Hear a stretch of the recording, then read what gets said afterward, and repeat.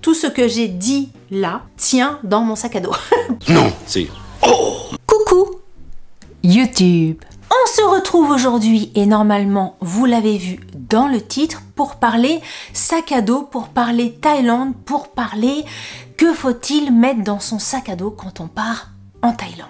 Alors je dis quand on part en Thaïlande parce que je suis partie en Thaïlande cet été, mais j'imagine qu'il y a des similitudes si vous partez dans d'autres pays, style les Philippines, le Vietnam ou des trucs comme ça. Je fais cette vidéo parce que elle m'a été pas mal demandée, j'ai pas mal reçu de messages en DM, notamment sur Instagram, me demandant s'il y avait des petites choses auxquelles il fallait penser, plus particulièrement quand on fait ce genre de destination. Donc écoutez, on va parler de tout ça, on va parler vêtements, on va parler chaussures, on va parler petits objets auxquels il faut penser, on va parler trousse de toilette, on va parler trousse de médicaments et on va parler sac à dos, valise, le petit truc à choisir. Alors petit disclaimer de ce début de vidéo, moi je vais vous dire ce que j'ai mis dans mon sac, ce qui m'a servi, ce qui ne m'a pas servi, je vais vous faire un retour sur mon expérience et sur mes habitudes au niveau des vêtements et tout ça. Évidemment ça sera à adapter selon vos propres habitudes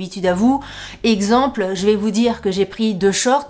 Si vous portez jamais de shorts, vous allez mettre autre chose à l'intérieur de votre valise ou de votre sac à dos. Je vais vous dire que j'ai amené telle chose dans ma trousse de toilette. Peut-être que vous ne verrez pas l'intérêt de mettre tel et tel produit dans votre sac à dos à vous, mais encore une fois, c'est une vidéo qui correspond à ce que moi j'ai pris et donc ça sera à adapter pour vous avec vos habitudes, vos envies, tout ça et tout ça et tout ça et tout ça. Je précise, voilà. Alors, on va commencer cette vidéo sur, avant de savoir ce qu'on va mettre dans le sac à dos ou dans la valise, on va parler justement s'il faut choisir une valise ou un sac à dos. Encore une fois, chacun est libre de faire ce qu'il a envie. Moi, à chaque fois qu'on est parti en vacances, sauf quand j'étais vraiment plus jeune, mais à chaque fois qu'on est parti en vacances en famille, on a pris des valises. Là, c'est la première fois qu'on part en vacances en famille avec des sacs à dos. Pourquoi le choix du sac à dos s'est imposé? Pour celles et ceux qui tomberaient comme ça par hasard sur ma vidéo, on est de Quimper, donc pour aller en Thaïlande, pour aller à Bangkok, il a fallu donc passer par Paris. Donc Quimper, on a pris le train à Paris, après l'avion de Paris à Bangkok. Après avoir passé quelques temps à Bangkok, on a pris un vol intérieur pour bouger dans les îles du Sud pour une première île Koh Samui. Ensuite, on a pris un bateau pour aller sur une toute petite île qui s'appelle Koh Tao. Et après, on a fait tout le truc dans le sens inverse jusqu'à Quimper. Donc, vous imaginez que transporter des valises, des machins, les roulettes à Paris avec le métro, les escaliers, les machins, les bidules, ça nous semblait beaucoup plus pratique que chacun ait son propre sac à dos sur son dos plutôt que d'avoir des sacs à dos style Eastpak, plus des valises, plus des machins. On est parti sur l'option sac à dos. En plus de ça, j'ai des amis qui ont été en Thaïlande à de nombreuses reprises et eux, ils ont aussi cette expérience-là. La première fois qu'ils sont partis là-bas, ils sont partis en valise. Ça a été une galère sans nom. Enfin, galère sans nom, j'exagère, mais en tout cas, ça a été beaucoup moins pratique. Après, ils ont opté pour le sac à dos et ils ont vu effectivement que c'était beaucoup plus simple. Donc, j'ai suivi également leurs conseils. On a opté pour le sac à dos. Le sac à dos, ça, c'est aussi un choix, une réflexion, une recherche qui a été pas mal présente avant de partir. Donc je vous partage le sac à dos qu'on a pris en sachant que nous on est 4, il y a moi, il y a mon chéri et nos 2 ados. On a pris 3 modèles de sac à dos version femme, je vais vous les présenter après, et on a pris exactement le même modèle pour mon chéri en version homme. Après avoir fait pas mal de recherches au niveau de la praticité du sac à dos, au niveau de la taille du sac à dos, au niveau des prix des sacs à dos, parce que les sacs à dos, je vous assure, quand moi je savais pas que ça pouvait monter aussi cher, en sachant que nous on en avait 4 à acheter. Donc quand tu vois des sacs à dos à 250 €, ça monte extrêmement vite. J'avais pas envie de mettre 1000 balles de sac à dos. On a opté pour ce modèle là, pour la marque Forclaz. Donc je vous mettrai tous les liens en barre d'infos comme je fais à chaque fois. Ça c'est la version femme, donc j'en ai pris 3 comme ça, un pour moi et un pour chacune de mes filles. La version femme c'est un 60 litres. Je vérifie mes petites notes parce que j'ai pas tout appris par cœur. Oui, c'est ça.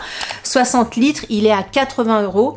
Et on a pris la version, pour mon chéri, la version homme, qui est une version un petit peu plus grande de 70 litres, qui est à 90 €. Après avoir testé, utilisé ces sacs-là pendant les vacances, Donc nous on est parti 3 semaines en vacances. C'était top. C'était top. Franchement, il y a multi-poches. Il y a des poches de partout. Je vais pas forcément tout vous détailler, mais vous avez une poche en bas qui vous permet de mettre les chaussures.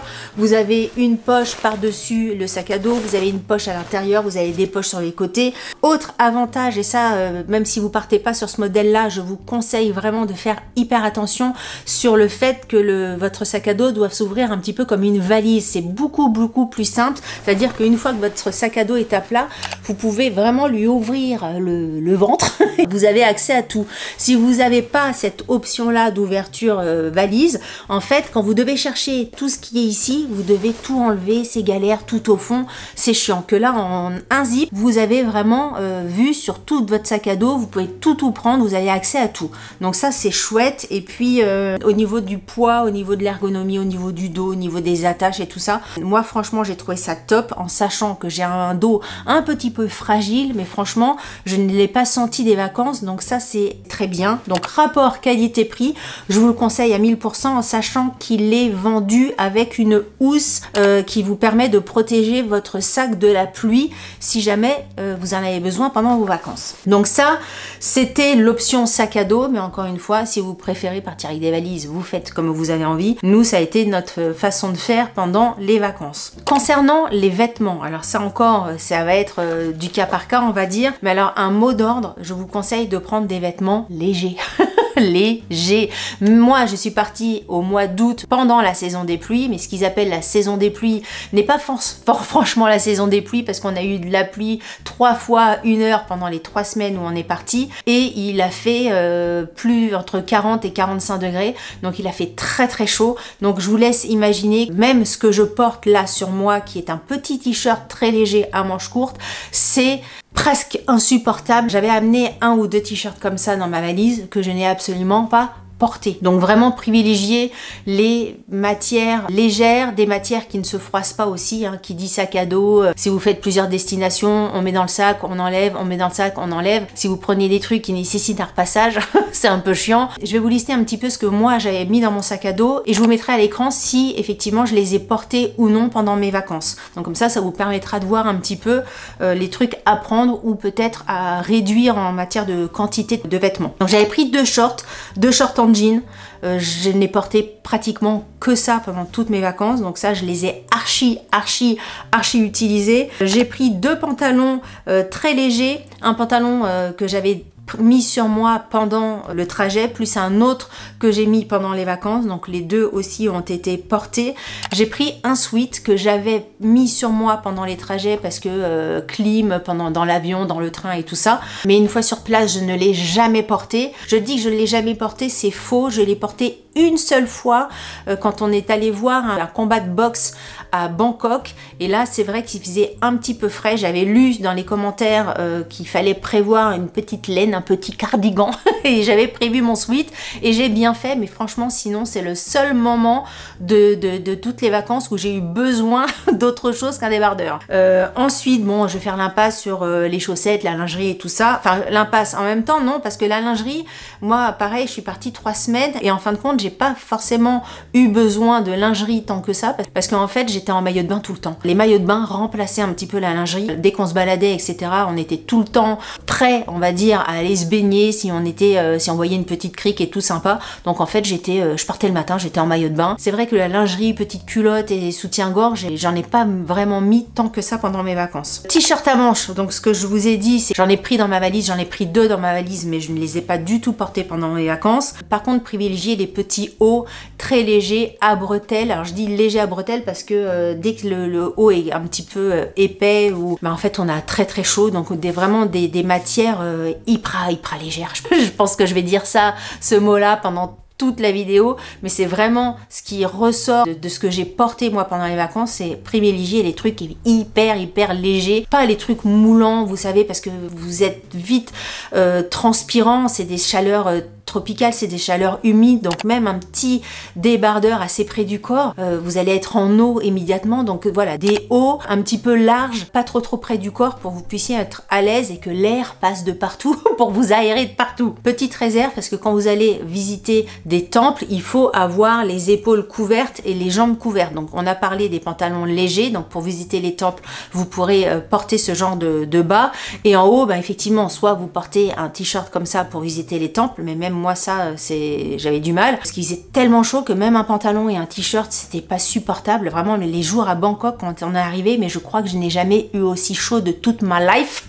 C'était pas envisageable pour moi de mettre un t-shirt, donc j'ai privilégié une petite robe longue avec des petites manches, et comme ça j'avais vraiment de l'air qui circulait un petit peu sous la robe. Mais effectivement, si vous ne portez jamais de robe, ou si vous êtes un homme, bah voilà, vous allez être obligé d'être en t-shirt et en pantalon. Qu'est-ce que j'ai noté au niveau des vêtements? Bah des maillots de bain, hein. Ça je pense que c'est la tenue que j'ai le plus mis pendant mes vacances, c'est la tenue de maillot de bain. Donc moi j'ai dû en mettre 4 ou 5 dans mon sac, et franchement je les ai tous utilisés. Et puis ce que j'ai noté, bah, c'est une casquette, hein, je le mets dans les vêtements, mais ça c'est vraiment le truc à ne pas oublier, une casquette, un chapeau, un bob, ce que vous voulez, mais quelque chose qui va vous protéger la tête, parce que quand il fait beau là-bas, quand il fait grand soleil, ce n'est pas du tout le grand soleil comme en Europe, hein. L'indice UV, on a dû atteindre une fois 14 ou 15 d'indice UV, donc voilà, je vous laisse imaginer les dégâts que ça peut causer sur la peau. Donc protégez-vous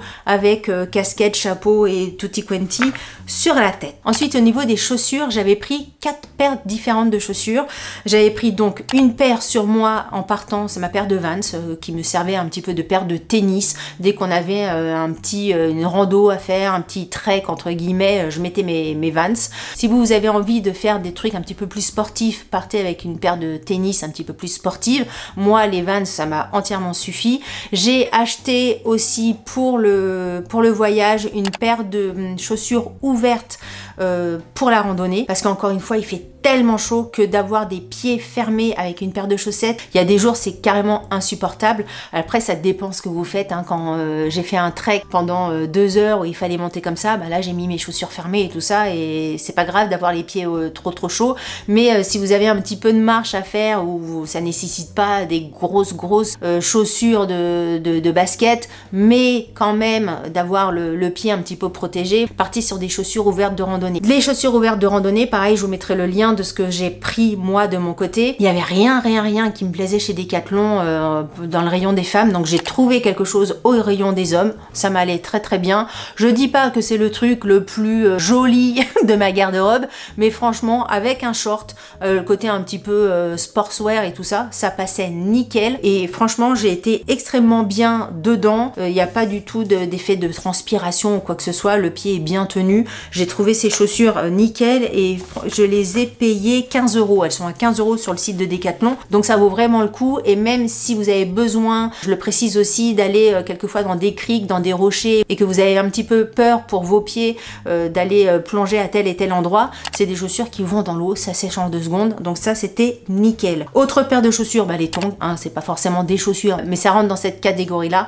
Les tongs, c'est la paire de chaussures obligatoire. Et autre paire de chaussures, parce qu'on pourrait se dire qu'on s'arrête là, je vous conseille quand même de prendre une paire de sandales. Alors c'est pas la paire de chaussures que j'ai mis le plus, j'ai dû les mettre 2 fois pendant toutes mes vacances, mais encore une fois ça dépend de ce que vous allez faire, et ça dépend de ce que vous avez envie de visiter pendant vos vacances. Il y a des lieux par exemple, des restaurants ou des rooftops, des lieux un petit peu plus habillés on va dire, surtout, enfin j'allais dire surtout à Bangkok, ouais c'était surtout à Bangkok, où quelquefois l'entrée est refusée si vous portez des tennis ou si vous portez des tongs ou des chaussures ouvertes comme ça. Donc la petite paire de sandales, ça permet d'aller dans des lieux un petit peu plus chic on va dire. Encore une fois ça dépend de ce que vous avez envie de faire de votre côté. Donc ça c'était pour la partie vêtements. Concernant la trousse de toilette, ça va être assez rapide, parce que là franchement je vous conseille de l'alléger au maximum, surtout si vous partez en sac à dos. Il faut penser que le sac à dos ça va être léger comme ça quand vous le portez 2 secondes chez vous, mais vous allez quand même l'avoir sur le dos pendant toutes vos vacances. Donc le but c'est de réduire au maximum ce que vous allez mettre dedans. Donc pour réduire au maximum ce que vous allez mettre dedans, et ce qui pèse quand même pas mal lourd, ça va être les produits de beauté, tout ce qui est shampoing, gel douche, masque pour les cheveux, j'en sais rien, déodorant, dentifrice et tout ça. N'hésitez pas à acheter ça sur place parce que déjà, ça vous allégera le sac à dos, comme je viens de vous dire, et deux, ça ne coûte absolument rien en Thaïlande. Vous avez plein de les boutiques, le Leclerc, comme j'aime le dire un peu, de Thaïlande, c'est les 7-Eleven. Vous en avez à tous les coins de rue, mais quand je vous dis tous les coins de rue, c'est pas pour la formule, c'est vraiment hallucinant. Vous sortez d'un 7-Eleven, vous êtes sur le trottoir, un petit peu plus loin, vous en voyez un autre, un petit peu plus loin, vous en voyez un autre, bref, il y en a partout. Dans ces 7-Eleven là, vous trouverez tout ce qu'il faut en matière de produits de beauté, d'alimentation et tout ça, mais en matière de produits de beauté et à des prix défiant toute concurrence, donc ça sert à rien de vous charger là-dessus. Donc dans votre trousse de toilette, prenez votre brosse à dents, votre brosse à cheveux, qu'est-ce que vos produits à lentilles et vos lentilles si jamais vous avez une correction, voilà des petits trucs comme ça, mais après tout le reste, n'hésitez pas à prendre ça au 7-Eleven. Juste un truc, et ça j'en ai parlé dans ma vidéo parce que j'ai déjà publié une vidéo sur le thème de la Thaïlande, sur les informations pratiques à savoir avant de partir en Thaïlande, donc je vous mettrai le lien dans le petit ici si ça vous intéresse, où on parle carte SIM, change, les petits trucs à savoir, les transports, etc. Vous aurez toutes les informations dans cette vidéo. Donc ce que je disais dans cette vidéo, je parlais de la crème solaire. J'avais pas du tout pris de crème solaire moi en France avant de partir en Thaïlande, et je me suis rendu compte que j'aurais dû, puisque arriver en Thaïlande, c'est vraiment le produit qui coûte plus cher en Thaïlande qu'en France. Et quelquefois, c'est pas forcément des produits super pour la peau. Donc la crème solaire, je vous conseille vraiment de l'acheter en France et pas de l'acheter en Thaïlande. Et ce que j'ai noté d'autre, oui, j'ai noté que moi, dans ma trousse de toilette, j'avais pris du maquillage. Alors du maquillage léger, hein, j'avais pris un petit blush, un rouge à lèvres et un mascara. Je crois que c'est tout ce que j'avais mis, donc pour vous dire à quel point c'était léger, je n'ai rien mis. Je ne me suis pas maquillée des vacances parce qu'encore une fois, il fait tellement chaud que même si tu mets du mascara, même si tu mets un rouge à lèvres, même le soir, hein, même le soir à minuit, même le soir à 1h du matin, la température, l'ambiance est tellement humide et moite et machin que t'as ton visage... tu baffes de partout, enfin, ça ne sert à rien. Ça ne sert à rien de se maquiller là-bas. Je ne sais pas comment font les Thaïlandaises, parce que les Thaïlandaises, elles sortent, elles sont toutes pimpantes, machin, je sais pas. Soit c'est leur peau qui sont habituées, qui ne transpirent pas du visage, machin, j'en sais rien. Soit elles se poudrent au maximum toutes les 10 minutes pour pas briller, pour pas que ça coule, ou tout ça, je ne sais pas. Mais en tout cas, moi, j'ai pas du tout eu envie de me maquiller. Bon, déjà en vacances, c'est rare que je me maquille. Quelquefois, je me fais des petites touches comme ça, on va au resto, j'ai envie de me mettre un petit truc, d'être un petit peu plus jolie, tu vois ce que je veux dire, mais là pas du tout. Vu l'air ambiant, j'avais pas du tout envie de me maquiller. Ensuite, pour la trousse à pharmacie. Alors la trousse à pharmacie, j'avais prévu de vous mettre à l'écran, j'avais pris toutes les photos de tout ce que j'avais mis dans ma trousse à pharmacie, mais je sais que sur YouTube, c'est un petit peu controversé à réfléchir. J'ai pas forcément envie de vous donner les noms des médicaments, les noms des laboratoires et tout ça, parce que je sais pas si c'est vraiment légalement correct. Je crois que j'aurai le droit de vous donner des noms des médicaments en vente libre, mais pas ceux qui sont sur ordonnance et tout ça. Bref, on va parler plutôt type de médicaments plutôt que nom de des médicaments. En tout cas, sachez que moi, avant de partir, je suis allée voir mon médecin. Je lui ai demandé effectivement de me faire une ordonnance sur les produits auxquels il fallait que je pense, les produits qu'il fallait que j'aie pour un voyage en Thaïlande. Donc je vous liste un petit peu le type de produit. Et je vous noterai également si j'en ai eu besoin dans mes vacances ou pas. Effectivement, j'ai pris alors j'allais dire du Doliprane. Bon, ça j'ai le droit de le dire, c'est pas sur ordonnance. Doliprane, Nurofen 2 heures, Nurofen Flash. J'en ai pris une boîte chacun et tout a été mangé. Ça, c'est le truc. Forcément, t'as mal à la tête, t'as mal au ventre, t'as mal je sais pas où. Ça a été utilisé. Ensuite, ce que j'ai pris 2 boîtes de médicaments contre les infections urinaires parce que on est assez sujet à ça dans la famille et franchement, c'est le truc. Alors, c'est pas grave. Enfin, c'est pas grave quand c'est soigné. Si t'as pas le truc qu'il faut sur place, ça peut être hyper galère et c'est tellement douloureux. J'ai préféré prendre les devants et me dire, écoute, on prend ça. J'en ai pris 2 parce qu'on est 3 nénettes. Au cas où il y en a un qui marche pas et tout ça, comme ça c'est déjà arrivé en France. Donc ça a été pris, ça n'a pas été utilisé, mais j'ai préféré prendre au cas où. Mon médecin m'a préconisé une crème contre les piqûres ou l'eczéma. C'est une crème à utiliser dès que vous avez des petits boutons, des piqûres soit de moustiques ou soit d'insectes. Si vous marchez, vous faites un trek un petit peu dans la jungle, on va dire, dans la forêt taille. Voilà, dès que vous avez des petites démangeaisons, vous appliquez ça. Est-ce qu'on s'en est servi? On s'en est servi uniquement pour le peu de fois où on s'est fait piquer par les moustiques. On a mis un petit peu, si jamais ça gratouillait un petit peu plus, mais vraiment c'était très anecdotique, on s'en est pratiquement pas servi. Ensuite, autre chose, j'ai pris un spray antiseptique. Là, c'était plus parce que moi, j'ai un traitement pour les migraines avec des piqûres. Et pour faire la piqûre, avant, j'ai besoin de désinfecter la peau. Donc, ça a été pris pour ça. Mais je me suis dit, si jamais on se coupait ou quoi que ce soit, il fallait avoir un petit désinfectant. Et ça n'a servi que pour faire mes piqûres. Ensuite, on a pris un médicament si jamais vous avez des problèmes de diarrhée, si vous mangez un petit peu épicé, si vous mangez un petit truc qui vous convient pas et tout ça. Ça, c'est le truc, on a tous peur. On a tous peur, donc ça, c'est le truc à prendre. Et ça a été également utilisé par mes enfants. On a pris un anti-vomitif. Ça n'a pas du tout servi pendant les vacances. J'ai amené également des petites pipettes de sérum physiologique. Ce genre de petits trucs là, vous savez, individuels pour mettre dans les yeux si jamais il y a une petite poussière, si jamais moi je suis porteuse de lentilles ou même si un grain de sable ou quoi que ce soit dans les yeux. Est-ce que ça a servi? Je crois que ça a servi une fois. J'ai utilisé une petite pipette pendant les 3 semaines. On a pris également, le médecin m'a également conseillé de prendre du bicarbonate de sodium. Alors c'est des petits sticks, vous savez, que vous prenez tuk pour l'estomac si jamais vous mangez par exemple trop épicé et que vous avez mal à l'estomac. C'est des petits trucs comme ça, je vous donne pas le nom du médicament, mais voilà, j'imagine que vous trouverez. Et ça n'a pas du tout servi pendant les vacances, on n'en avait pas du tout besoin. Et c'est tout au niveau des médicaments. Et la petite précision également pour les médicaments, si jamais vous avez un traitement de fond, un traitement particulier que vous souhaitez amener en Thaïlande ou même dans n'importe quel autre pays à l'étranger, même s'il est en soute, en bagage et encore plus s'il est dans votre valise cabine, prenez votre ordonnance avec vous. Moi, c'est ce que j'ai fait. Je suis partie avec une dizaine de piqûres pour mes migraines et j'avais mon ordonnance. Bon, personne ne m'a rien dit. J'ai pas été embêtée, mais au cas où, si jamais vous tombez sur une personne un petit peu pointilleuse, vous avez votre ordonnance qui vous permet de passer sans problème. Ça, c'était pour les médicaments. Ensuite, les autres petits trucs auxquels il faut penser.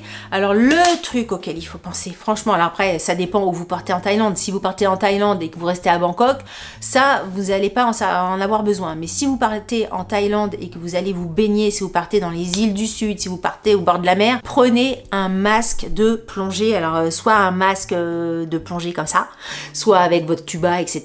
Soit un masque, moi j'ai pris un masque de snorkeling. Snorkeling. Mais un masque comme ça, vous savez, on a l'impression avoir une tête de Teletubbies. Moi, j'avais vraiment cette impression-là. Déjà, je vous conseille d'en acheter un. Je vous mettrai le lien. Moi, j'ai pris celui chez Decathlon. Donc, ça coûte 25 € et on l'a archi rentabilisé puisque je l'avais tout le temps.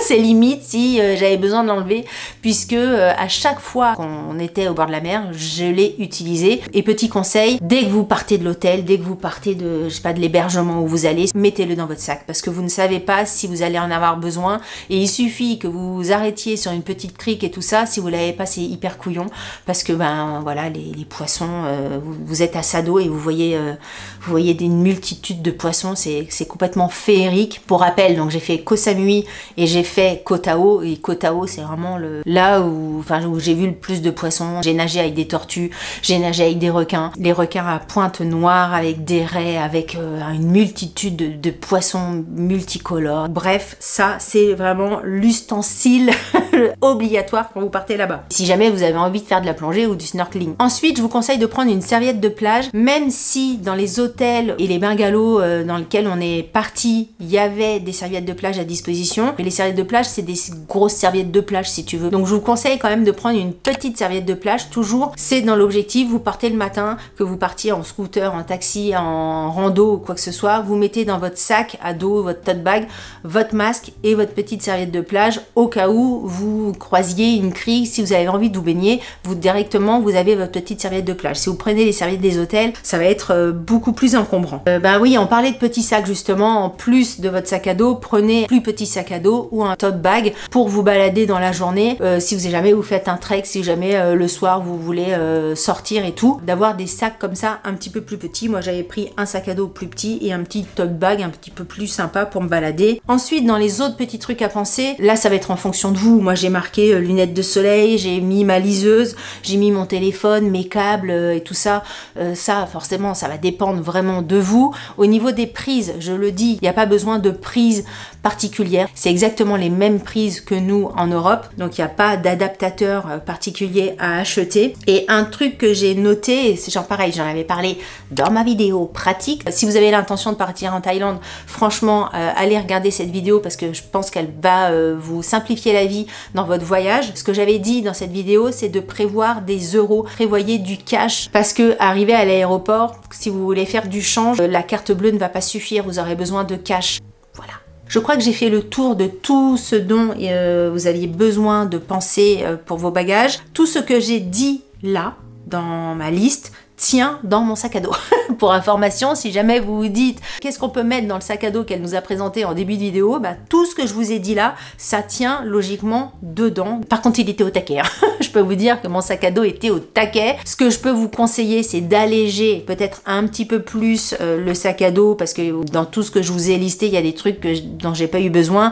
Notamment, moi, je suis partie avec les shampoings, les gels douche et tout ça. J'aurais pu très bien squeezer cette partie-là pour avoir un petit peu plus de place, pour pas forcément en rajouter d'autres, mais en tout cas pour en rajouter au retour. Vous allez avoir envie de ramener des petites choses, des souvenirs plus ou moins gros, donc pensez à garder un petit peu de place quelque part, que ça soit dans votre valise cabine ou dans votre sac à dos ou valise, pour les souvenirs, les cadeaux, enfin bref, ce que vous aurez envie de ramener. Voilà. Je crois que c'est tout ce que je voulais vous dire concernant quoi apporter pendant vos vacances en Thaïlande. Encore une fois, si jamais vous êtes dans le même style de configuration que moi, 3 semaines en Thaïlande, avec voilà le style un petit peu de vacances que je peux faire. Si jamais vous êtes intéressé par le sujet, encore une fois, il y a une vidéo qui a été publiée, il y a d'autres vidéos qui seront publiées sur le sujet, quoi voir, quoi faire à tel endroit et tel endroit. Donc si ça vous intéresse, n'hésitez pas à vous abonner à ma chaîne.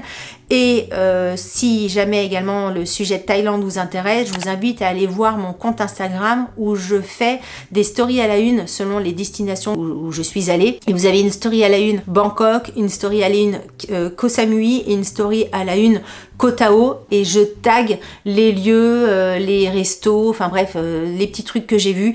Il y a beaucoup d'informations déjà dans les stories à la une, donc voilà, ça vous permettra d'avoir un petit peu des informations sur la destination. Cette vidéo arrive à sa fin. Si vous avez aimé cette vidéo, je vous invite à la liker. Si vous n'avez pas aimé cette vidéo, je vous invite également à la liker parce que ça vous fera les pieds, les habitués savent. Si vous n'êtes pas abonné à ma chaîne, je vous invite à vous abonner. On parle voyage, mais on parle de plein d'autres sujets sur cette chaîne. C'est vraiment une chaîne qu'on appelle lifestyle, autrement dit fourre-tout, autrement dit les choses de la vie. Donc moi ça me convient parfaitement. Sur ce, je vous dis à très bientôt pour une prochaine vidéo. Je vous embrasse très fort.